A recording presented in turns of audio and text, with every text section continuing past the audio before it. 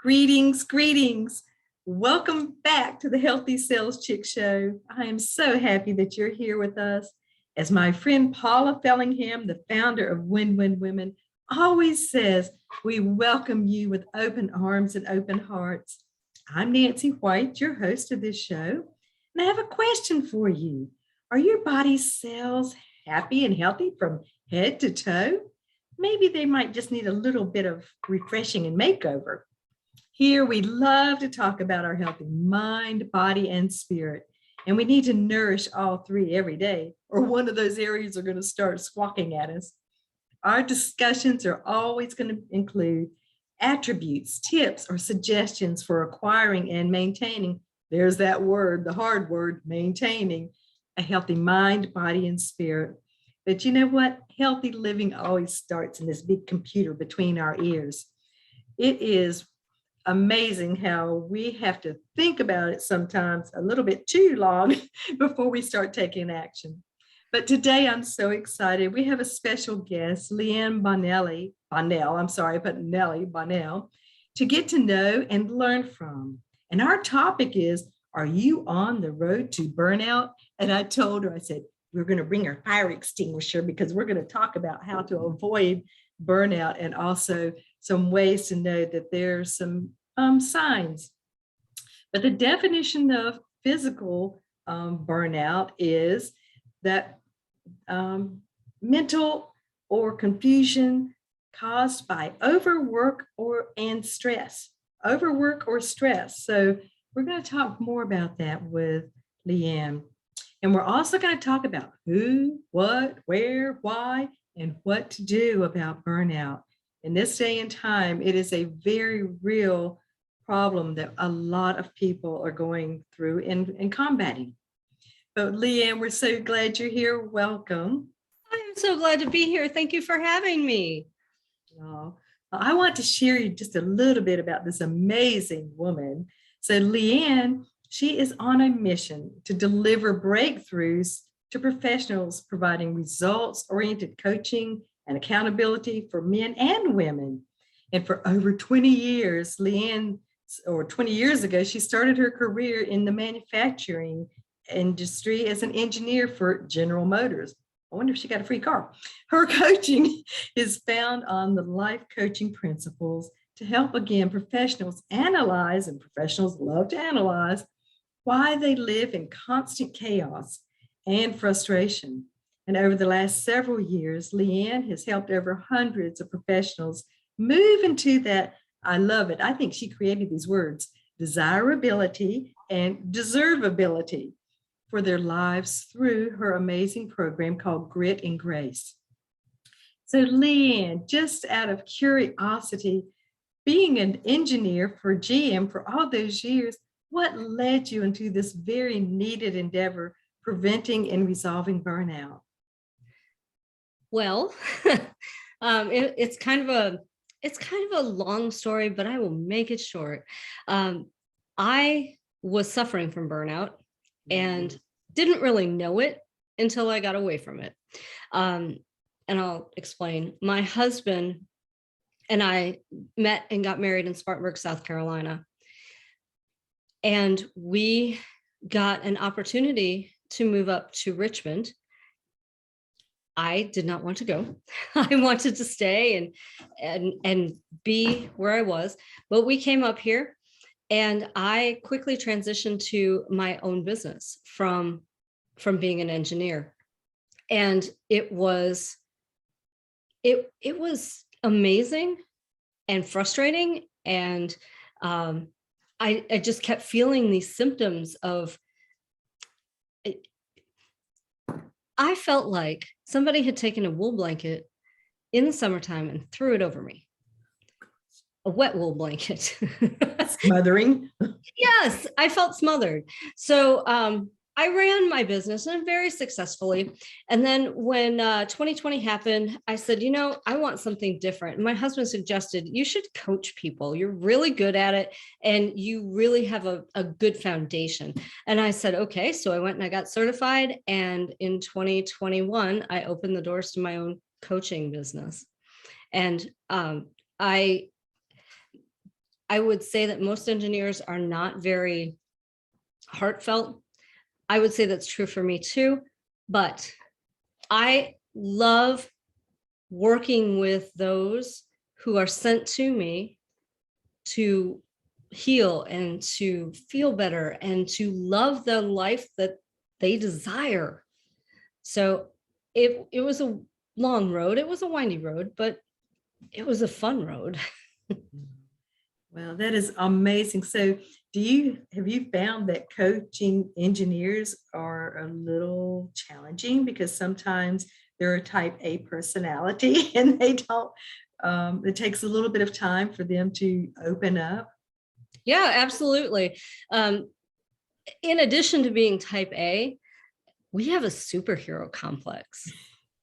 So when I say to them, oh, yeah, just go hop on my calendar, meet with Leanne.me. We can go, we can do a 30-minute talk and whatever. They look at me like, first of all, I'm crazy. Second of all, like, I'm sorry, I am Superwoman, Superman. What are you talking about? I'm like, you really need me. You really need my help. So there is a lot of follow-up, but once they commit to being in the program, they have embraced grit and grace and they live it.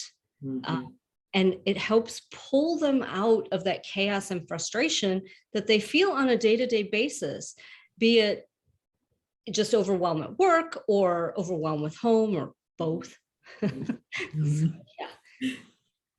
So, and then as these people are, you're connecting with them too, what usually is that tipping point that you see that they finally say, like, put your hand behind you, I give up, I give up. It's time to make a change. It's time. So is it because their health is starting to take a dive? Is it, what have you seen that it brings them to that point, Leanne, that says, you know what, I really am on the verge of burnout?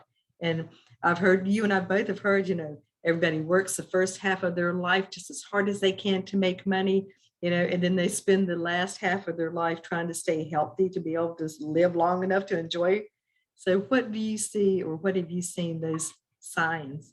So, in my practice, what I have seen, especially since the pandemic, has been people who want to stay working at home. And they've adapted their lifestyle to, I'm home.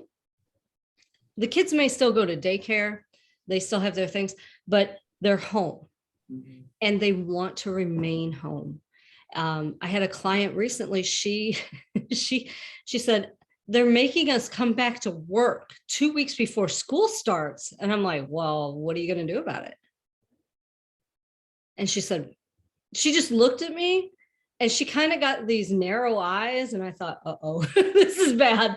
And she goes, I'm going to go find a new job. Wow. And I thought, okay, let's see where this goes. And I'll be darned if she went, she did the work, she did the research, and she landed her dream job. Now, I am not a career coach in the traditional sense, but I helped her walk through, what do you expect? What is your vision of your life with a new job that is different than the one that you have, that you like, but is making you return to an office? And she started plotting that out almost methodically. And she went and she got her dream job. And it is 100% remote. Wow. See, and I think she needed to have somebody else to acknowledge that, yes, it is all right for me to want something different and not just stay on the same road. Because I was talking to another coach today and we were talking about little shifts and things that we can do in our lives and helping our clients that we have too. But I love that you were her person that she could just talk to it and bounce that idea off of you. And she took it by the horns and she ran with it. She really did. And I'm so proud of her for doing that, because most people would just sit there and Suffer in silence. yeah, in the minutia, just spinning around going, I don't Mhm. know what I should do. I don't know what I should. Stop spinning. Start acting, be with a coach.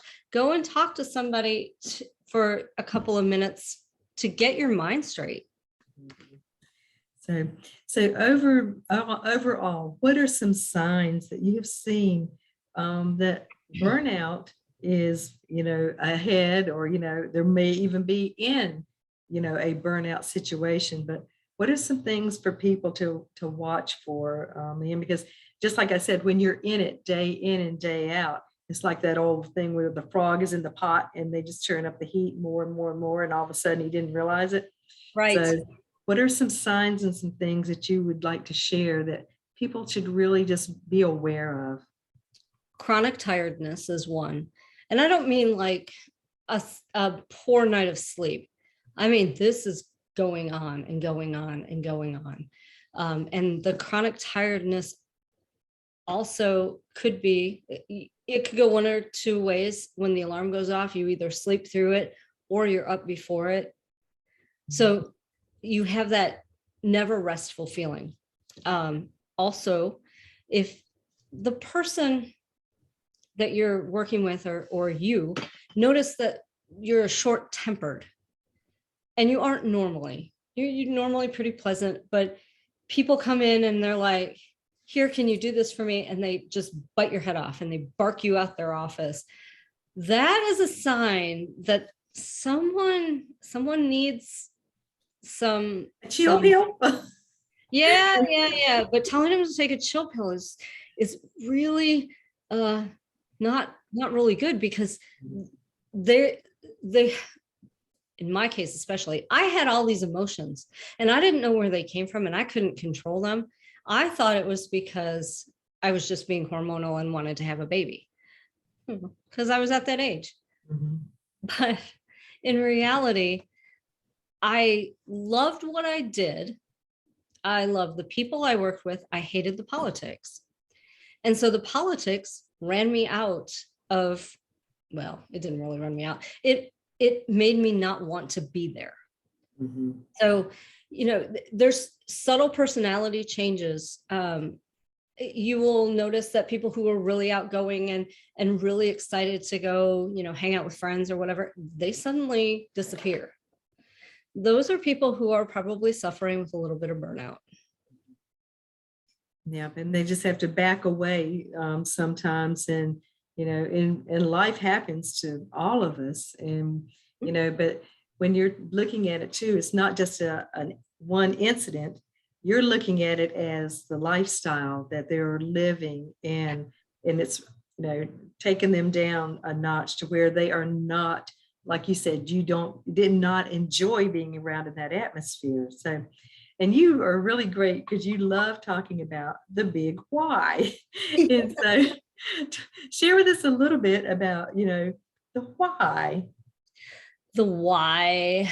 Well, why people get burnt out is this thing. They think that they have to say yes to everything.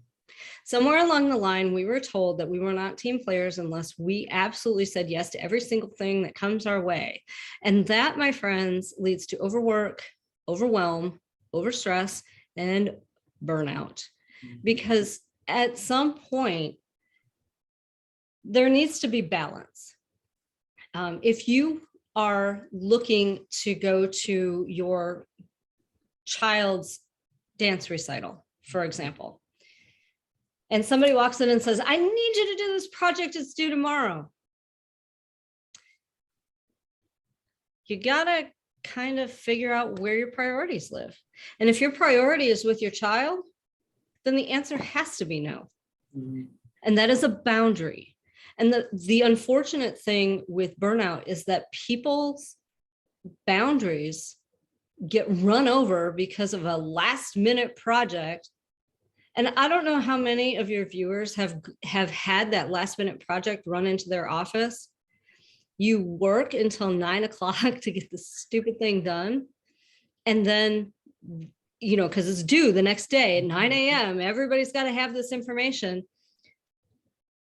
And then either it's not needed, or there's something else that tips what the information is, or something happens, and that 9 a.m. deadline is like, oh yeah, we're so sorry, but you missed your child's dance recital, and your child is only going to be X7 whatever age once. So once I started figuring out what my priorities were, that no got trotted out a lot. So how do you help people to sort of coach them to be able to say, and you and I both know it's communication, 99% of the time. So when, at the beginning of the week or whatever, it's like even in families, I think people should just get together and talk about the week that's coming up, everything that people have on their calendar they need to be doing. So everybody's on the same page. So if you're in an office setting, in a professional setting, talking with your supervisor, your person, saying, my daughter has a dance recital Tuesday evening that I really do not want to miss. And I just want to make you aware of that. So what do you suggest as far as ways for people to communicate that, or, for people to be on the same page, because people can't read each other's minds and they don't know what's going on in each other's lives, especially in a corporate setting. What I actually did when I was in the corporate setting was I had one of those giant, what are they called? Blotter calendars? Yes. Giant ones. I hung it on my wall, and I put all of my personal stuff on there because my boss and the culture of the company that I lived in was, we were going to come to you and Thursday afternoon and tell you we needed you to work Saturday. So I went in and I put all of my personal stuff, especially while I was getting married. Holy mackerel. I put all of my personal stuff on that calendar that was on my wall. And I had a one-on-one with my boss every Monday morning. And I said, on my calendar this week, I have bridesmaids dresses, all that stuff. I'm never getting married again, by the way. I'm just we're gonna do it. That was a lot. You've been there and done it. Yes. Been there, done that. Anyway, so in the culture that I worked in, they would come to me at Thursday at 4:00, and I'd say, I'm sorry, I cannot on Saturday. I have another thing going on. It got to the point where they stopped asking me because I'm like, look, I'm communicating this with you on Monday morning. It's not changed. It's been here. It's in ink, folks. So, go ahead and ask, but the answer is going to be no. So yeah. And I think that's fantastic. So, and you said, you love teaching people to say no. And I can remember years ago, because women especially, someone would come and ask you to do it, and even volunteering, like in your children's school or whatever. And it was usually, or even church or whatever, it was like 1/3 of the people did all the work over and over and over again. And I can remember people would ask me to either volunteer or to do different things. And, you and I know what's on our plate. And so I would tell people, said, and until I can take something off my plate, I can't put anything else on my plate. Or I would say, you know what, I'm so grateful that you asked me to do that, and I'm, honored that you would want me to be a part of, whatever. I said, but I think there might be somebody else that might be a better fit for this. And then there's always that beautiful word, no, thank you, but thank you. So what are some ways that you're teaching, again, the people that you're working with, those ways that they can say no, not now, or never? Well, you hit the nail right on the head. You have to be polite, or you don't have to be polite. I mean, it's lose your job. I know. Yeah. Lose your job, lose your friends. It's okay. You go find me. We're having a great resignation, so they're going to replace people. But what I would say is exactly what you said. No, thank you. I teach that no is a full sentence. It requires no explanation. And I notice, especially with women, and I do this myself and I get so annoyed with myself, but people will say, will you help me move? Or will you watch my dog or whatever? Mhm. And you really don't want to do it, but they say yes. And then you resent the person for coming to you and asking that. And you get mad at that person. So what I teach, and what I've done with one of my clients, she is a very talented philanthropic organizer person. I don't know what a real title is, but if you wanted an event for a philanthropic idea, she does it professionally. And she does it for a lot of the charities that she volunteers for around town. And she said to me one day, so-and-so I haven't talked to in 10 years called and said, will you do this event?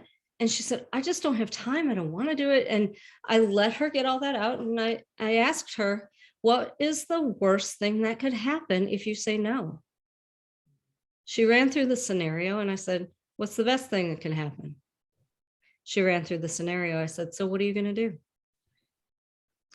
And she goes, well, I'm really scared, but I'm going to say no. So she went to this lady and she said, I really appreciate it. Thank you so much for thinking of me, but I'm just going to say no. I can't do it. I've got too much on my plate, whatever. And the woman who asked her to do it was so grateful that she was so upfront and honest that she couldn't take on something else.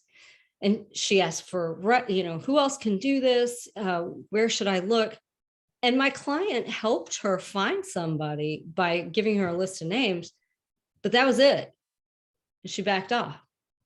And I said, so how good does it feel to know that you can respectfully and kindly say no, and people will respect that? And she's like, it's the best feeling in the world because I didn't know I could do it. It's empowering. It's really, It's 100% empowering. it is, because you've done something, and you've really done something good for somebody else too, because you found somebody else that can spend more time and probably do a better job than you could right now, because it would be, not 100%. And so, and I love what you were talking about, the pros and the cons. I love the old Ben Franklin, get out a piece of paper, write the pros, write the cons, and just look at it and read, and, you decide. And that's something great to teach children also, when, about life lessons, when you can't make up your mind, then you be able to write it out, look at it, and make that list. What are the pros if you do this? What are the cons? And just like you said, using common sense, but also using that heart and knowing really what you want to do and what you don't want to do. Because how many people have incredible gifts and talents, and people are asking them to do something that is not their gift and their talent, and then they limp along trying to get it done. Yeah, absolutely. And like I said before, I am not necessarily heart-centered. I'm getting better. I am getting better. But I am sometimes so logical, it affects my decision making. So I too have to do the pros and the cons and all that stuff, especially for major life decisions. There's nothing wrong with taking a minute and just thinking about it. What will happen if? What will happen if? And just really stepping back and looking at the whole thing. That's fantastic. I know something that I love telling so many people to do. I'll say, you know what, you just need to stop for a minute and then just be able to, be peaceful for a few minutes. Unless it's an emergency. You just don't stop if, you're in something that's danger. But you know what, when it is a situation, we just need to stop for a moment. And just like you said, to assess the situation, to talk and think and pray about the pros and the cons, and whether it's something for you to do at this time or a later time or a never time, neverland. But, so what are some other tips, Leanne, that you could really share? And then also, from seeing so many people that you've worked with, the before and the after, how have you observed improvements in the people? You just shared a great example but how have you observed improvements in even their health? I mean, their mind, their body, and their spirit, because it's sort of like it's lifting up that burden. It's lifting up that heavy thing that's just like you talked about it perfectly, the wet wool blanket. So but what are some tips, and then also what are some observations that you have noticed in your own clients? So one of the tips I will give you is throw the self-care in the bin. And what I mean by that is it seems like with most everything, there is the answer to the question is, you must have self-care. Honey, I could work out 4 days a week. I get massages regularly. I get pedicures in the summertime. I ride horses. That to me is self-care because it's stuff that I enjoy. Do you need to make time for it? Oh, absolutely. Mm-hmm. But the people who are saying, well, you got to work out every day and you've got to meditate every day. I would argue no. Mm-hmm. I would argue that you do need to make time for the things that are precious to you. For example, I wake up in the morning, I spend some time with the Lord. That is my belief. Mm-hmm. But I don't always meditate, and I don't hate myself if I don't. There are other things that are in the realm of self-care that I'm just like, yeah, no, I'm not doing that. I am not putting a mud mask on my face and no, I'm not doing that. You want to be a seaweed rat? No. But if you want to do that, that's perfectly great. Mm-hmm. The self-care comment that I hear so much from so many of my brother and sister coaches, I'm just like, dudes, please stop with that. And I was on the self-care mantra for a long, long time. What I've discovered is that we have priorities and we have areas of life that are so important to us, and we need to make those our priorities. So if your priority in your life is to be physically fit, okay, then make that a priority. If you're going to the Y and you want to kick it up a notch, go hire a personal trainer. I promise you. And if you're in Richmond, I promise you, I'll give you the best one I've ever found. But they will take the time to do the things that you need to get done so that you're physically fit. Do you want to run a triathlon? Do the things that you need to do. If that's not your priority, then do not kill yourself thinking that for some reason you have to be at that gym 5 days a week. If that is not your priority, if your priority is like, I don't know, your business and making money, then spend your time there, because that inspires you, that enlightens you, that lights you up and makes you happy. So I would say, figure out what makes you happy. If you want to really know, get on my calendar. It's right there. It's Meet with Leanne. I help you. And then your second question, what was your second question? How you've seen some transitions. Yeah, the transformations. I have seen transformations in my clients. Like I said, the one I referred to at the beginning, where she was like, I don't know if I'm going to get a new job. And then she went out and did it. Whoa. Who are you? I'm sorry. Who are you? I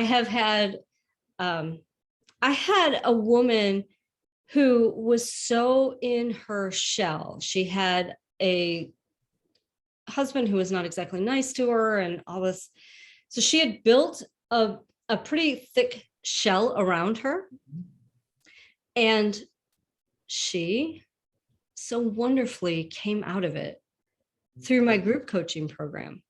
She has become this force. She set a goal and she went for it like a tiger. She is just amazing to me. And next week she's going to realize that goal. And I'm very proud of her. I'm very excited for her, because the woman that walked into that group coaching program was not the woman that walked out. That's transformation, isn't it? before and the after. So I know, and our time is getting really close, no. but I know we have so much fun, and we can always continue this another time too. We can have the second episode. But Woo. Leanne, how can people connect with you? What's the easiest way for people to get in touch with you to get some more of your great goodness? So you can reach out to me on pretty much any of the socials. I have a YouTube channel, but you can also reach out to me with at the website meetwithleanne.me, and Leanne is spelled Leeann. So meetwithleanne.me. I offer everybody a free 30-minute coaching session, and in that coaching session, we can talk about my programs. We can talk about anything really you want. But the thing is, I use that time to really help you understand and dig deep about what you really want out of your life, how you exit the chaos and frustration and go to the life that you desire. And that's so fantastic to have somebody that is not emotionally attached, financially attached, or whatever, to be able to talk with. So yeah. I love having fun jokes, and I wanted to just leave us. This is a fun joke. It says, I told my wife she was drawing her eyebrows too high. She looked surprised. But join us next time for more support for your healthy mind, body, and spirit. And contact me, the Healthy Sales Chick, on my website. And when I've got fun quizzes that are free with some suggestions. And again, make sure that you check out other Win-Win Women programs. This is a community of women supporting and helping each other. And it's just something that, we want to be able to spread the word, spread the goodness about things that are available to people so that they don't have to dig. So Leanne, I'm so grateful for your time, and maybe we'll have to continue this, and we'll have to remember Leanne helps us not to burn out. So make sure you keep it. I'm going to get the fireman hat. I really am. You should.